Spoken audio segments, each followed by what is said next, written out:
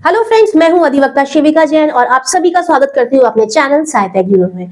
तो दोस्तों, आपने हमेशा एक फ्रेज सुना होगा, where there is a will there is a way. और ज्यादातर कोर्ट्स में एडवोकेट्स क्या बोलते हैं, where there is a will there is a litigation and where there is a will there is a relative. तो यहाँ पे जो विल का मतलब है वो है वसीयत से, यानी कि the last words of a person. तो आज मैं यही बताने वाली हूँ कि विल होता क्या है और सबसे मोस्ट इंपॉर्टेंट पोस्टमार्टम विल क्या होता है, प्रिविलेज्ड विल क्या होता है, अनप्रिविलेज्ड विल क्या होता है। तो दोस्तों, आज हम बात करेंगे इसी बारे में, विल के बारे में। तो जैसा कि मैं हमेशा वीडियो के स्टार्ट करने से पहले बोलती हूँ, क्या बोलती हूँ मैं, without further ado let's start this video. तो दोस्तों, आज हम बात करने वाले हैं विल के बारे में, वसीयत के बारे में कि वसीयत होती क्या है। वसीयत कहाँ डिफाइन किया हुआ है? वसीयत डिफाइन किया हुआ है इंडियन सक्सेशन एक्ट 1925 में, सेक्शन 2 क्लॉज H में डिफाइन किया हुआ है। तो वसीयत कहता क्या है? वसीयत का मतलब ये हुआ कि जो भी इच्छाएं होती है मरने से पहले एक व्यक्ति की, वो सारी चीजें, इच्छाएं जो हैं वो अब एक डॉक्यूमेंट के रूप में वो इच्छाएं जो है उसमें लिख देता है। और जो वसीयत है वो किससे रिगार्डिंग होती है? या तो चल संपत्ति से या अचल संपत्ति से। तो यहाँ पे सबसे महत्वपूर्ण चीज ये है कि जो वसीयत है वो क्रिश्चियन और मुस्लिम पे अप्लाई नहीं होता। उनके अपने रूल्स और अपने कस्टम्स है, उसके अकॉर्डिंगली वो फॉलो अप होता है। जो यहाँ पे विल की डेफिनेशन दी हुई है उसके अंडर क्रिश्चियन और मुस्लिम्स जो है वो कवर नहीं होते। तो विल क्या हो गया? Will is a document which speaks from the grave, यानी कि एक ऐसा डॉक्यूमेंट जो इंसान के मरने के बाद उसकी इच्छाओं को प्रकट करता है। कैसे प्रकट करेगा? In the form of movable और immovable property, how he wanted to divide his property, bequeath his property, in what manner he wanted to divide his property, and how much share he want to give his son or to his daughter. तो will क्या हो गया? Is the last word of a person which comes in the form of document. और ये execute कब होती है will? जब उस पर्सन की डेथ हो जाती है, तब इस विल को जो बेनिफिशरीज होते हैं, यानी कि जिसके फेवर में वो विल किया गया होता है, वो लोग इसे एग्जीक्यूट करते हैं, यानी कि जो प्रॉपर्टी है वो डिवाइड होती है। तो यहाँ पे हमने विल के बारे में 2-3 चीजें सीख ली कि जो विल है वो मूवेबल और इमूवेबल प्रॉपर्टी दोनों पे अप्लाई होता है। क्रिश्चियन और मुस्लिम पे विल अप्लाई नहीं होता है। विल जो होती है वो सेक्शन 2H में डिफाइन की है। कहाँ डिफाइन किया है? इंडियन सक्सेशन एक्ट 1925 में।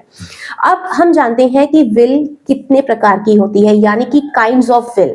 तो यहाँ पे जो विल है वो 2 तरीके की होती है। एक होती है आपकी प्रिविलेज्ड विल और एक आ गई आपकी अनप्रिविलेज्ड विल। तो सबसे पहले हम बात कर लेते हैं प्रिविलेज्ड विल के बारे में, जो कि सेक्शन 66 में डिफाइन है और जो कहता है कि ये जो विल है अगर साइन भी ना हो, अटेस्टेड भी ना हो, तो भी वैलिड मानी जाएगी। और ये कौन बनाता है? ये बनाते हैं आर्मी वाले, नेवी वाले, या फिर क्या कहते हैं, एयरफोर्स वाले। यानी कि at the time of emergency of war हो गया या कुछ ऐसी इमरजेंसीज आ गई है कि जहां पे कोई भी आर्मी पर्सन या कोई भी नेवी का पर्सन लास्ट अपने डिजायर लिख रहा होता है, एक कागज में लिख के छोड़ जाता है, और ये जो विल है अगर साइन भी ना किया हुआ है और अगर अटैच भी नहीं किया हुआ है तो भी ये वैलिड मानी जाएगी। तो दोस्तों, अब हम बात करते हैं अनप्रिविलेज्ड विल के बारे में कि अनप्रिविलेज्ड विल होता क्या है।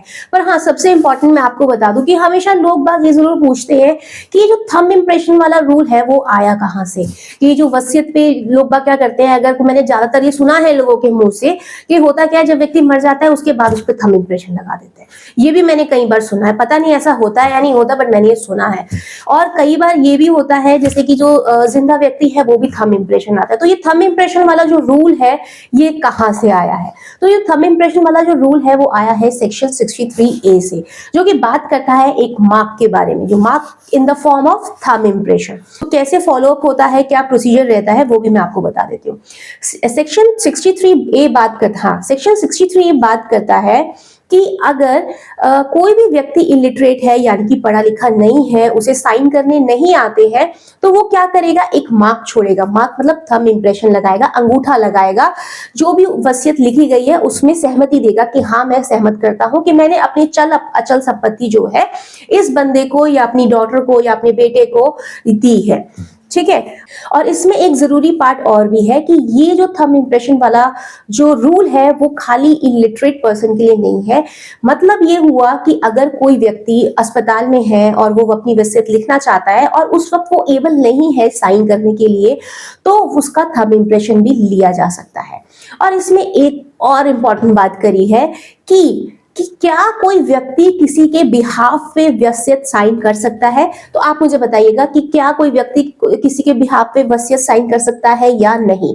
अगर आपको नहीं भी पता है कोई बात नहीं, मैं इस वीडियो के एंड में जरूर इसका जवाब दूंगी कि हाँ है या ना है। ना है तो क्यों है, और अगर हाँ है तो भी क्यों है।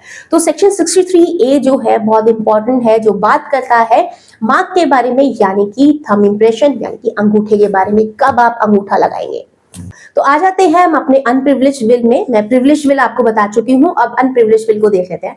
अनप्रिविलेज्ड विल कहां है? अनप्रिविलेज्ड विल है सेक्शन 63 में डिफाइन किया हुआ है, जो कि कहता है कि जो भी मेजर है, यानी कि जो 18 साल का व्यक्ति है, वो एक विल जो है वो लिख सकता है, वसीयत लिख सकता है। किसकी लिखेगा? चल अचल संपत्ति की। मैं आपको पहले ही क्लियर कर चुकी हूँ कि जो वसीयत होती है, जो विल होती है, वो मूवेबल और इमूवेबल प्रॉपर्टी दोनों ही चीजों को लेके बन सकती है। आप चाहे तो मूवेबल प्रॉपर्टी का भी कर सकते हैं, आप चाहे तो वसीयत में आप इमूवेबल प्रॉपर्टी के बारे में भी लिख सकते हैं। मतलब जो आपकी इच्छा हो लास्ट टाइम पे वो आप उसमें मेंशन कर सकते हैं।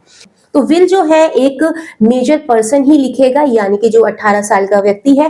पर जो विल जो है आप एक माइनर पर्सन को भी दे सकते हैं, यानी कि जो 18 से नीचे के भी हैं, आप उसके भी नाम पे वसीयत कर सकते हैं। उसको भी आप चल संपत्ति दे सकते हैं या अचल संपत्ति दे सकते हैं, या दोनों ही दे सकते हैं। अच्छा, विल लिखेगा कौन? विल लिखेगा कोई भी एक आदमी भी लिख सकता है, कोई भी एक महिला भी लिख सकती है। यानी कि इसमें कोई भी वो नहीं है कि खाली मैन ही बनाएगा या विमेन ही बनाएगी। जेंडर न्यूट्रल है ये सेक्शन।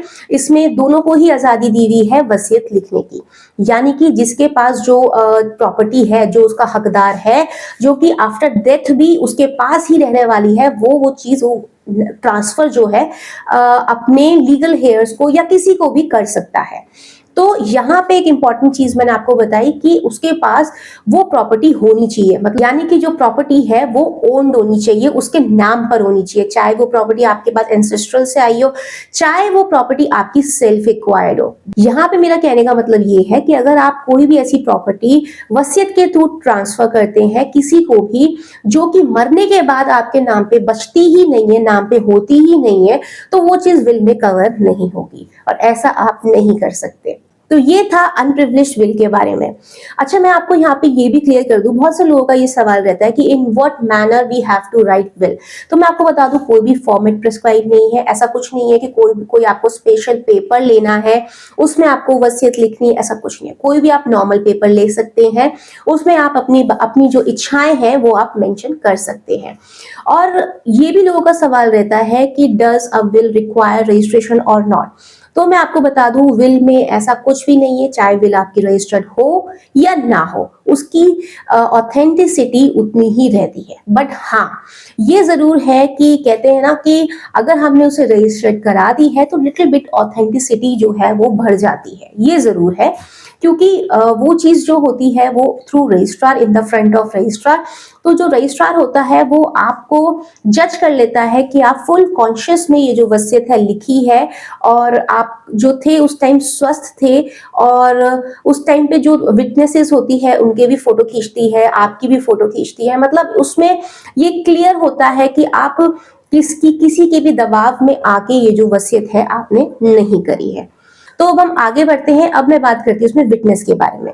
विटनेस कितने रिक्वायर्ड होते हैं? वैसे तो आमतौर पे 2 विटनेस रिक्वायर्ड होते हैं, बट अगर 1 विटनेस भी है तो भी आपका विल जो है वो वैलिड मानी जाएगी। अगर आपकी विल अटेस्टेड भी नहीं है तो भी आपकी विल जो है वो वैलिड मानी जाती है। अटेस्टेड का मतलब ये हो गया कि अगर आपकी विल रजिस्टर्ड नहीं है तो यहाँ पे हमने वसीयत के बारे में जान लिया। यहाँ हमने जान लिया कि विल क्या होता है, अनप्रिविलेज्ड विल क्या होता है, प्रिविलेज्ड विल क्या होता है, और स्पेशली जो मार्क शब्द का यूज हुआ है वो कहाँ हुआ है और वो स्पेसिफिकली किन लोगों के लिए हुआ है। अब हम बात करते हैं पोस्टमार्टम विल के बारे में, जो कि सबसे इंपॉर्टेंट टॉपिक है। तो पोस्टमार्टम के बारे में आपको पढ़ने को कहाँ मिलेगा? ये मिलेगा आपको सेक्शन 40 में, जो ये कहता है कि after the death of person we can register the will. जी हाँ, आपने बिल्कुल सही सुना कि जब किसी इंसान की मृत्यु हो जाती है उसके बाद भी हम जो डॉक्यूमेंट है वो रजिस्टर्ड करा सकते हैं।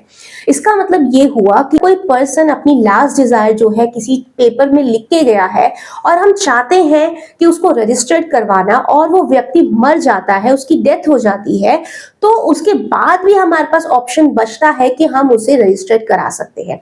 ये बात करता है सेक्शन 40, जो कहता है कि after the death of person we can register the will. ये जो विल है एक तरीके से लीगल रेमेडी है कि जहां पे व्यक्ति की डिजायर तो थी कि जो मेरी प्रॉपर्टी है वो डिवॉल्व इस प्रकार से हो, बट वो रजिस्टर्ड करवाना भूल जाता है किसी वजह से, तो भी हमारे पास ऑप्शन बचता है कि हम उसे रजिस्टर्ड करवा ले उसकी मृत्यु के बाद भी।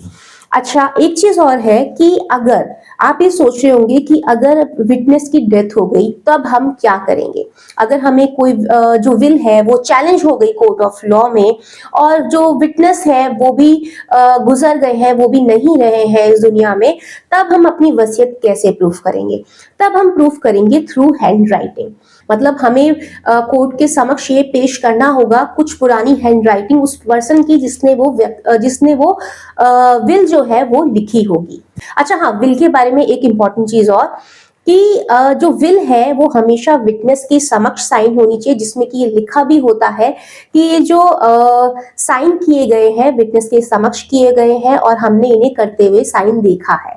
तो ये भी एक इम्पॉर्टेंट चीज है वसीयत में। अगर आपको अगर ये कोर्ट ऑफ लॉ में चैलेंज हो जाती है, कोर्ट ऑफ लॉ का मतलब ये हो गया कि किसी भी कोर्ट में चैलेंज हो जाती है अगर ये, तो कि जो विटनेस है और जो वो गवाह है वो कोर्ट में ये बता सकता है कि ये जो वसीयत जो लिखी गई है या वसीयत जो साइन करी गई है वो मेरे समक्ष की गई है। तो दोस्तों, अब मैं आ जाती हूँ अपने मेन इंपॉर्टेंट सवाल पे जो मैंने आपसे पूछा था इस वीडियो की शुरुआत में कि क्या कोई वसीयत किसी के बिहाफ पे साइन कर सकता है या नहीं।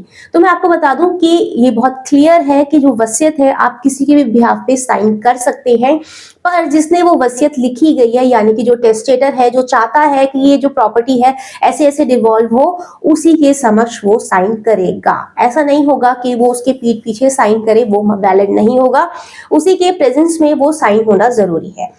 तो दोस्तों, आज के लिए इतना ही। अगर ये वीडियो पसंद आया तो उसे लाइक, सब्सक्राइब, शेयर जरूर कीजिएगा। अब मैं मिलती हूँ अपने अगली वीडियो में, तब तक के लिए बाय बाय।